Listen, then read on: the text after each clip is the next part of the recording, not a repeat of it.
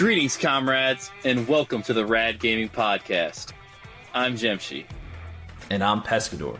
And in this episode of the podcast, we talk about the release date for Borderlands 3, a 14-year-old YouTuber that makes more money than his parents combined, an obsessive video game connoisseur, and the hype surrounding Microsoft's xCloud. This episode of the Rad Gaming Podcast is sponsored by Cento Fiore. Cento Fiore is a lifestyle fashion brand that sees beauty in cultural heritage and always strives to offer timeless and elegant style. Visit cento-fiore.com to join the family. That's CENTO-FIORI.com. Alright, so let's hop on the cloud to the world of gaming. Really?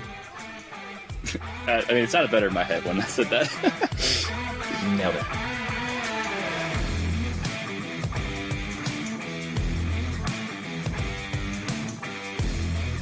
Jemshi, did you have anyone pull an April Fool's joke on you today, by any chance?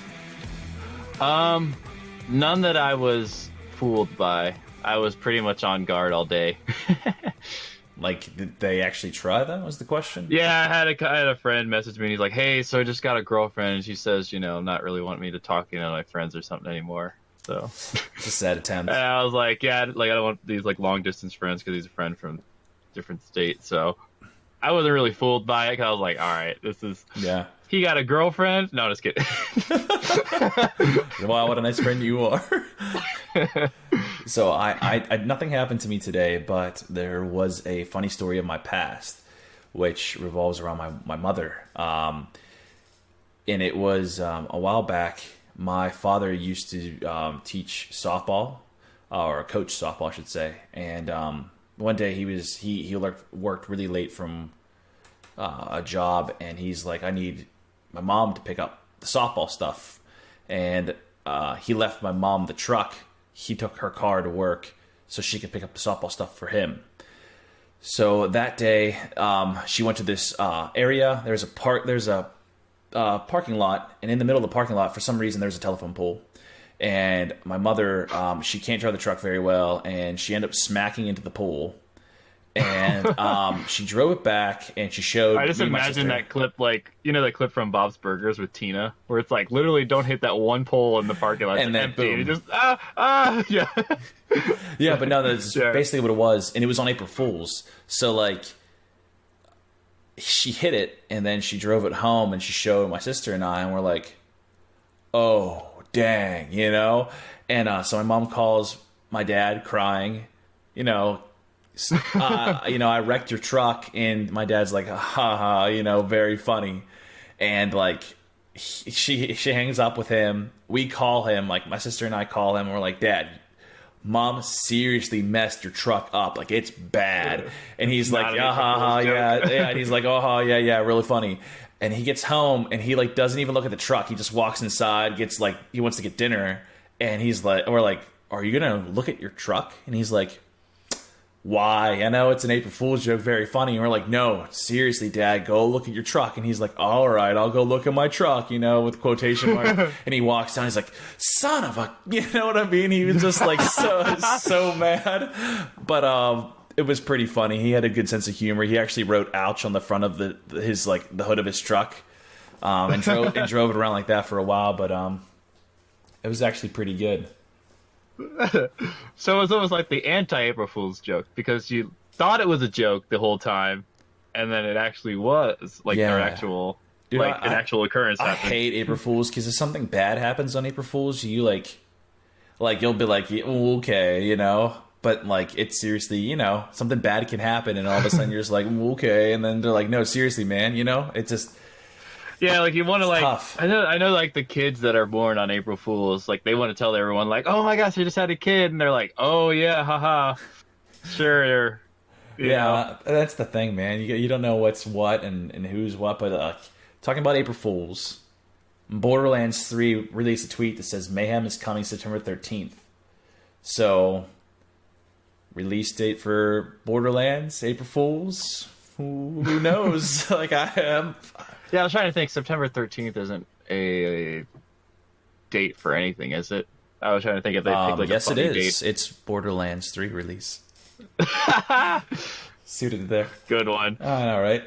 No, but I'm actually really excited about them. I'm happy they actually released a date finally, and it's not just, speculation anymore. Like they're really doing Borderlands 3. I'm real excited about it.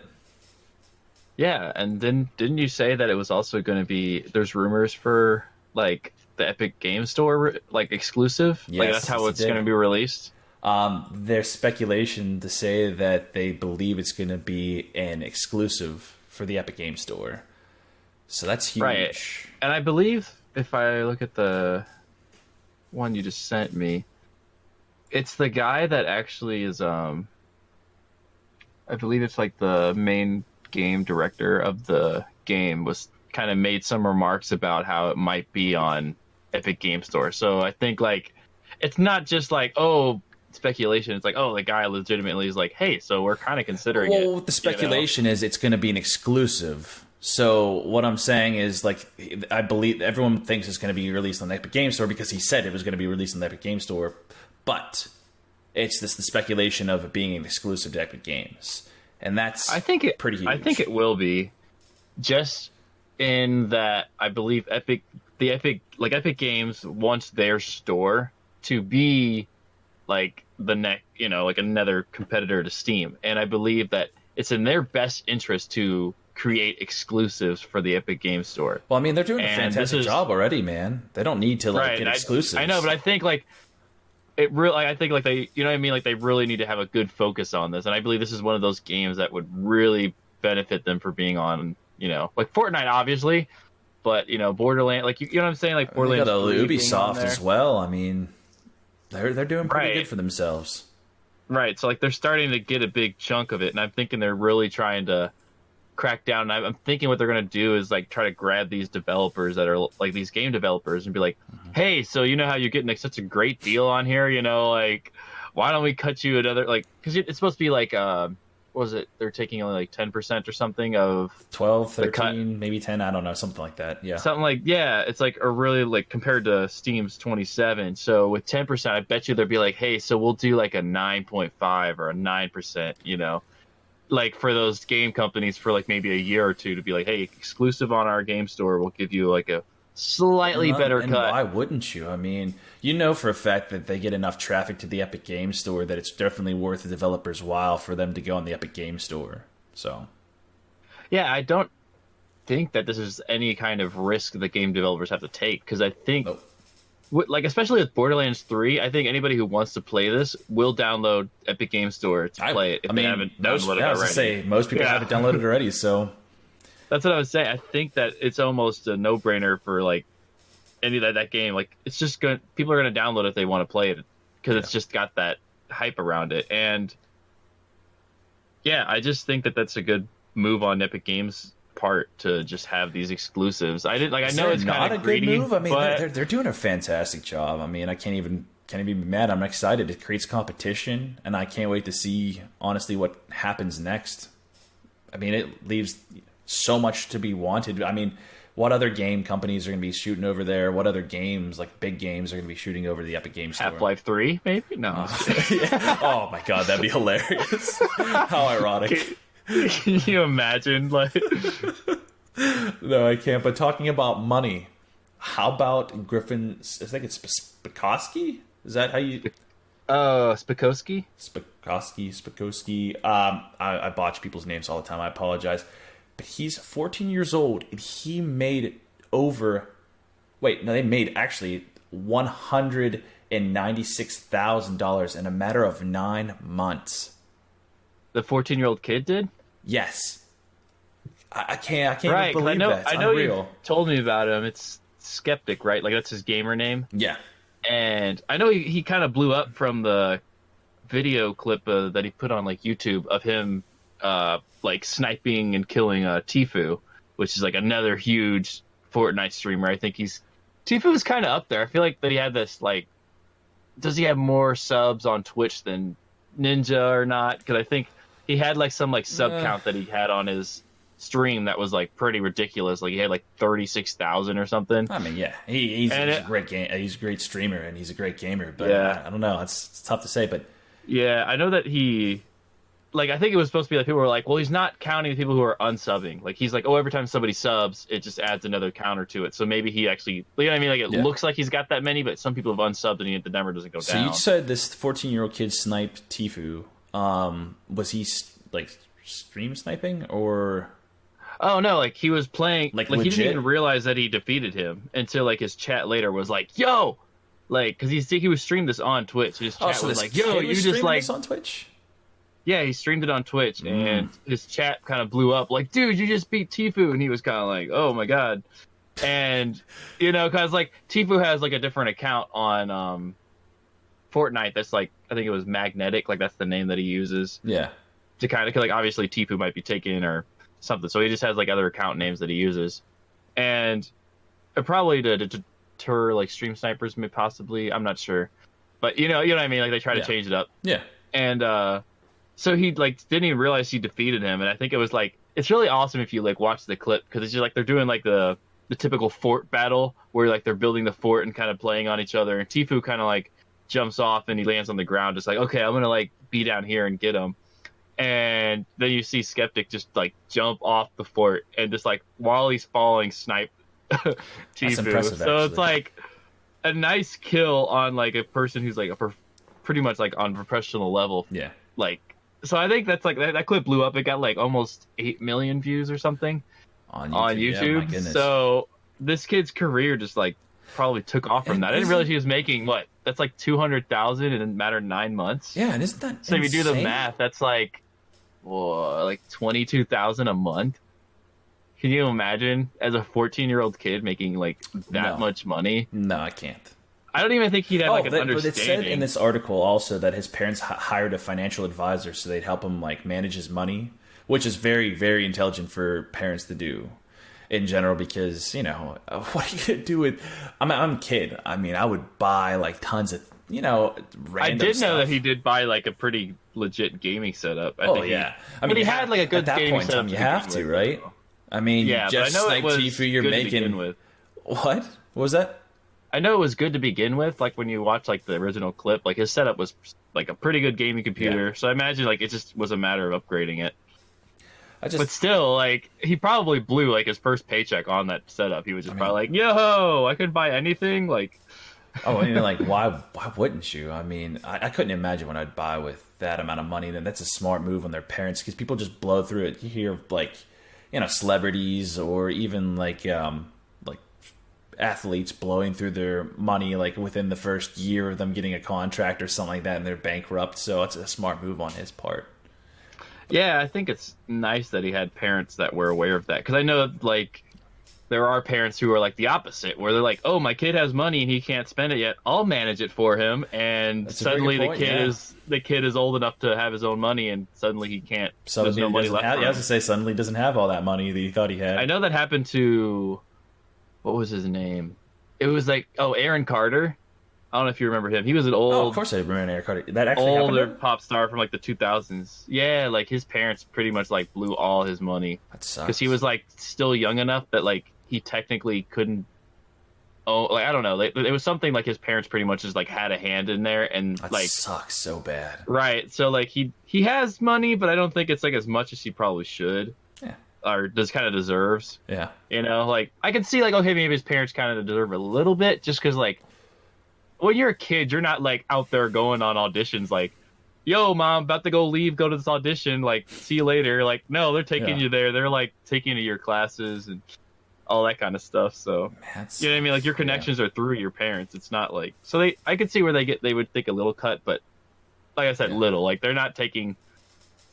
You know, like I can see like they're like, okay, well, if my kid's like got millions, you know, like yeah, like if it were like a ninja, you know, and you're 14 years old, you know, like at the success that Ninja has, and then just making millions, and he's 14, I guarantee his parents would be like, maybe I'll take $1 million here, take $1 million there. You know, at that point in time, I mean, right, like let's put this towards your scholarship, because he's 14, like he could make probably enough money by the time he's 18. He doesn't go to school anymore, though. The article stated that he doesn't go to school anymore at all. Oh, really? Yeah. I mean, if you're making that much money right off the bat, I guess like wherever he lives, it must be like, I know that like there's a certain age you have to be in school legally. In the United States, I think it's 16 or 15. Yeah. It's something like that. So you like if you're not allowed to drop out a joke of myself and make sure that it's stated that I'm almost positive it said that he dropped out of school, but yeah, but I do know that in the States that you legally have to be in school until a certain age, and like you don't have to actually graduate from high school, which is kind of insane. But you're like, says this teenager from New York. It fits his gaming around online high school courses. I lied. See. That's what I was thinking. I would assume that his parents would want him to at least graduate with the high school degree, like high school diploma. I mean, you don't get a degree in high school, but it's a diploma. That's all right. I understood what you meant. It's not a big deal, right? But I'm sure he's like homeschooled or something. Like I'm sure his parents are just like online courses. I can't like. What would you think if your kid was just suddenly making more money than you are? Like, wouldn't you be like, I'm going to quit my job and help you like become the biggest? It's a demoralizing thing when you're like significant other. Like, doesn't matter if male, female, whatever, what have you. It's just like, I mean, most people. In my case, it was demoralizing. You know, when your significant other makes more than you in a sense, but like, it just. Can you imagine your kid surpassing you at such a young age? Yeah, because like you think that like the parents are probably like, oh yeah, man, be a streamer, go like. You know, do your dream or something, and then suddenly they blow up and they're like making your entire paycheck within like a couple months, and you're like, like your entire salary in a couple months. Like you'd just be like, oh, I'd be happy, but it'd be demoralizing. Yeah. Like, oh, so how's your kid doing? You know, and you're like, oh, he's making 200,000. Wait, so I mean, another 3 more months, you know, he probably like $250,000. You know what I mean? Yeah, like $250,000 in a year. And the parents are probably like, can we like I would think if that happened to me, I would want to be really supportive, but I don't know if I would, because like they probably stream like all day, so I'd have to be home also. Like one of the, you know, me or my spouse would have to, and I would say one of us would have to do it. Probably me, to be honest. I'd be like, yo, can I play video games with you? And they're like, no, Dad, I'm trying to do my. Yeah, you pop in the stream every once in a while, poke your head around the corner. Hey, can I play a little bit? No, I'm going to be like, hey, did you do your homework? Did you do your homework? Oh, man. Did you do your chores? Put him in his place a little bit. Oh, yeah. Well, but moving on. So, talking about large amounts of something. The Guinness Book of World Records was set with the guy from Richmond, Texas. His name is Antonio Montero. And he actually owns 20,139 games. Dude, that is a lot of games. Yeah, I was trying to think, because like I know my Steam library, I'm like, oh man, like I've got almost 100 games on here. Like, and you think that's extensive?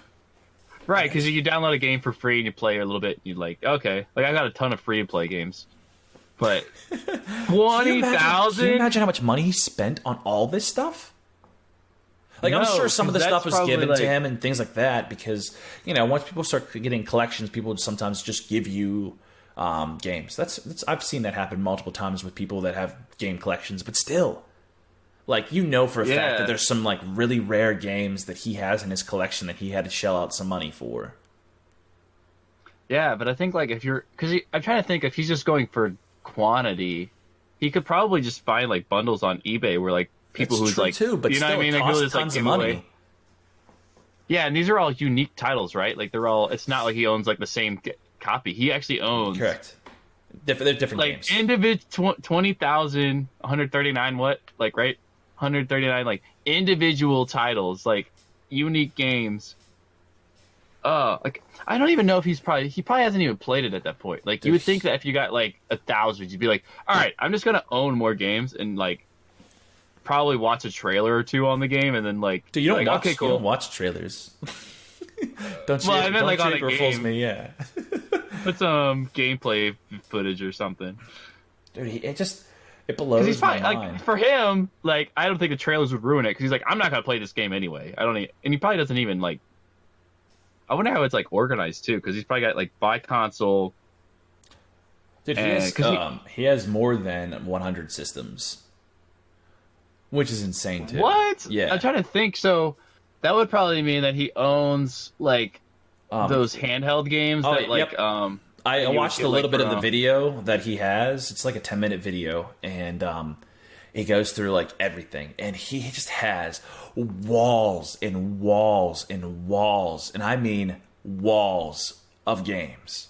Like, it's unreal, and he even has this like bins that which he keeps all of his like handheld games in and things like that. Like, he has special like edition things that like only a couple copies were made in the world, and it just I guess he's trying to own, because I guess if you're buying like the those limited edition games, that your goal is to own more games than anyone can ever own, or you're probably owning every game that was ever released that you could actually physically hold. Yeah. So I know that there's a couple games like I can't remember the exact details, so forgive me if I mess these up. There was this game where it was like some like Nintendo Championship or something, and they gave away some Nintendo game, like the cartridge, and there was only like maybe a handful, like I would say like 20 or less of these games like existed, and it was like obviously not like that great of a game. It was just like a couple like games on this, like it was a game, right? And people just like want this game because like there's just so little of them. And I think there's a story of like some guy who like didn't even realize he owned it until he was like looked it up, and then he saw on the list, he saw his, because like there's so few that they're tracking where they're all at, like who owns it, who won it, like everything, and stuff. And he saw his name was on the list. He was like, oh shoot, dude, like everyone knows I own this game. Like it was just like that like probably awkward moment where you're just kind of like, wait, what, like I own it, like everyone like that's awesome, it's tracked. No, but it doesn't say where he like how he got the money or how he came across some of these games, but this dude has so many games, it's unreal. I there's no way he's played them all. There's no way. Absolutely not. Yeah, I can't imagine how much time, because like what do you have, over 20,000 games? Dude, I have Red Dead, and I bought it a while back, and I still haven't beat it yet. I mean, I'm like halfway through the game probably. Like, there's I'm trying to think what would even could like constitute as playing the game, like playing a game, because like if you just like turned it on, does that count? Like he's like, oh yeah, I've turned it on and put the game in, and I don't know. I don't know what that constitutes that, but I doubt. Yeah, he probably doesn't even play most of them. He probably has like his one game. He's like, oh, I love playing Mario 64 or something, and that's it. He has a. I'm sure he has a favorite game through all that stuff, but it's unreal. I don't know how he like can pick. Like, he has way too many games. I have a hard time picking between like Skyrim and Fallout. Like, and then this, Bethesda makes them both, and I'm like, which one do I like the best? Like, I don't. He has over 200,000 games, and 200,000. Jeez, oh man, 20,000. Pulling in the kids' money compared to like the guy's collection. That's my fault, but. I'm going to move on to a new topic, and that's the new Xbox and the PS5 and some of the hype behind it. And I'm actually really excited about it. So I was reading an article. It said that everyone's really excited about this super awesome chipset that they have in the PS5s. But Xbox is supposedly have some type of trick up their sleeve with the, I guess, with their cloud streaming system, which is called the xCloud. And it's actually pretty cool because, we've been talking about cloud streaming, and the whole concept of it is to let players play any titles that they want to, and no downloading is necessary to do that. Wow. See, I think that's like, it's going to be called probably cloud gaming is what I'm going to assume the term is going to be, because streaming is already kind of taken by Twitch for game stream and streaming games. And so it's probably going to be called cloud gaming. But that's super interesting. Like, so now we've got Google Stadia. Now we've got the Apple Arcade, and then what was it? Microsoft. It's the xCloud. xCloud. Mm-hmm. That's interesting. Those are like the big technology companies suddenly going at it in the cloud gaming. What's crazy is the fact that they can actually like. It goes beyond just their consoles. They can put it on anything like that as Android, or other devices. They are saying. So it goes beyond the Xbox? Yes. They only think the hindrance they said that they saw are possible is the fact that it needs a really good internet source to run it in general. So they think in like 5G is needed to do these kind of things or capabilities. So like it's still not quite where it needs to be right now. But like just imagine you just being out and about and like there's no need for, Nintendo Switch anymore. Because it's a cool concept, playing it out and about and passing off to friends. You can just have your cell phone on you and just walk around town playing, I don't know, Fallout. It's just a crazy concept. Or Red Dead or something like that, It just blows my mind. But you're going to be blowing through your... you've got to get like a for the data plan. Yeah, that's what I'm saying. You're blowing through it. I know that they've got certain, like I think, like Verizon, AT&T, some of these like cell phone companies have like those plans where it's like, like unlimited for Netflix or Hulu. I wonder if they're going to be like unlimited for gaming now, like unlimited. Yeah, they're going to be like, xCloud or Apple Arcade. I bet you it's going to be super expensive. Has to be. Yeah, it's going to be expensive. Can you imagine the amount of gigabytes they're going to be blowing through just to play a game through xCloud? Right, because I wonder, there's probably going to have to be a setting on resolution. Because I know, like, you're like, do you want to save data? Do you want to drop from, 1080 to 720? Or even maybe 480 if they really go that far? I'm assuming that's what it's going to be. It's going to be 720 probably, like, standard, and then you can, like, get the 1080 if you've got, like, if you're probably, like, on your home Wi-Fi or something, probably is with the... Yeah. I can't imagine they would want to put 1080p gameplay... Because, like, what would happen is they're going to have to transfer by frame. So if you want high frame rate, high resolution, that is a ton of data. And that doesn't happen in movies because movies are, only like 30 frames a second. Like, to a game, like a video game, that's just like, 30? You're only getting 30. Yeah, like, it's like 24 to 30 is the movie standard for stuff, I think. But I know, like, video games, like people want like 100. Like I know some people for those high competitive gameplay. That's the thing. I'm not sure if cloud gaming is going to be. It's going to take a while for it to pick up, is what I'm going to say. Just because they do need 5G, and that's not really prevalent.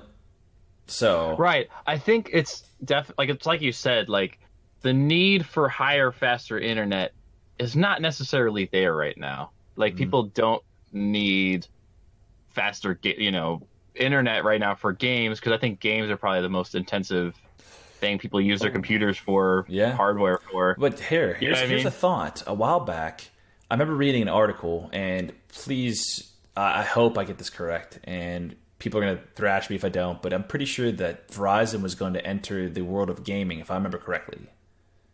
Do you remember hearing about that article? No, I never heard anything about that. If that's the case, I can envision them actually setting up 5G specifically for themselves to run gaming platform, kind of like or gaming or streaming. I see what you're saying. Like they want to be the only 5G network. I can see that. I know that there's like 5G exists, but I think for most people they can't even. It's not even something they can use. Like it's like 5G exists in like maybe one city that I don't live in. Yeah, I want to see this real fast. Hold on a second. I actually want to see if Verizon. I don't know. We'll see. But I do know that, like, because there's like Google Fiber is kind of like a. I can see that being definitely a big player in this new gaming thing because like the internet is super fast on Google Fiber. Yep. So was it Verizon? So yeah, it says exclusive. It says Verizon is quietly testing their own Netflix-style cloud gaming service. Oh my God! So how many people are going to have cloud gaming? Everyone apparently. But no, it's a smart tactic though for Verizon because the only way I can see it being useful is being out and about on your phone, and anything that has to do with money, Verizon's on board with that. And I can just see the people like them having their own data plans just for this whole game streaming thing.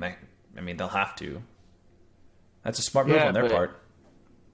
It's just like I don't see how Verizon would be like in the gaming market because I know like Like, I can't see how a mobile game would need that kind of See, mobile game, no, but if they have a cloud streaming service and you get to play games kind of like, Red Dead 2 on your phone, I mean, I'm not going to lie, that game is awfully fun. Right, but I'm trying to think of a time when I would be able to sit down and play that kind of game when I'm not at home. Say right? you live in New York, going on a subway, you're going to work, and subway takes, half an hour, 45 minutes. What the heck are you going to do in a subway? There's tons of, people just... Do you have cell phone service in the subway? That's a great question. I don't live in New York, so I don't know. I could see, like, on a bus or maybe in, like, a taxi or something. Yeah. But that's, like, the thing is, like... Or you're waiting at a DMV for, like, 6 hours, like I've been before. Or waiting to blow your plane. I don't see everyone being, like, a mobile gamer, though. But maybe they're not setting up for our market. I remember a while back you said that over in the Asian market, it was extremely... like big over yeah, in mobile Asia. Gaming was extremely popular. I mean, maybe they're setting up for that kind of. I mean, is Verizon even over there? I don't think they are. They have other some like cell phone services, I believe. Like I think maybe Verizon, AT&T has like they have like shares or partnerships or something. Like they can be like, hey, we got like technologies that we could like work together here. Because like I'm sure Verizon wants to be over there, so I'm sure they're over there in some way or form. Yeah. But. I just don't see that being something like mobile gaming being something that people will definitely be on board with. Because when you're on your phone, what are the things that you usually do when you're on your phone? Like texting, scrolling through social media, and possibly playing some game that you can pretty much just like play for a minute and you can put down. Like that's usually what it is. Like, oh, I'm gonna play some game where I connect the 3, gems together. Or something like that. Like I just don't see that like somebody being able to sit down. But maybe I'm wrong. Like I know that the Game Boy was popular, and we're not people to ask. I mean, I don't use my phone like other than going on social media. I mean, I don't play. Right. Games. I'm guessing I'm just not in the shoes of the people that do use their phone in that kind of capacity where they're like, if I could play, a video game right now, it'd be amazing. Maybe a long car ride or something like that. Dude, we're not young anymore. We're pretty old. So, I mean, maybe... Oh, come on, man. I'm hella young. Don't tell me that. I'm just saying. Maybe they're playing to the younger Take it back. generation. Say April Fools. No, I mean, I'm really interested to see, like... This whole cloud computing thing has got me very interested. There's so many people that are going in and dabbling in that market, and I'm interested to see who comes out on top because I don't see Verizon, I don't see Apple. I can see Microsoft because they have the fan base, they have the actual console, they have the infrastructure, they have everything already in place. So. I mean, don't get me wrong. I think they'll come to eventually in their own little niche, like somewhere in the world of gaming, but it's going to be not what they expect. I really don't think so. Right. But we'll find out. And thank you for listening to this episode of the Rad Gaming Podcast. Be sure to subscribe to our YouTube channel and rate and subscribe to us on iTunes or wherever else you listen to podcasts. We release a new episode every Wednesday and Friday. And as always, stay rad, comrades.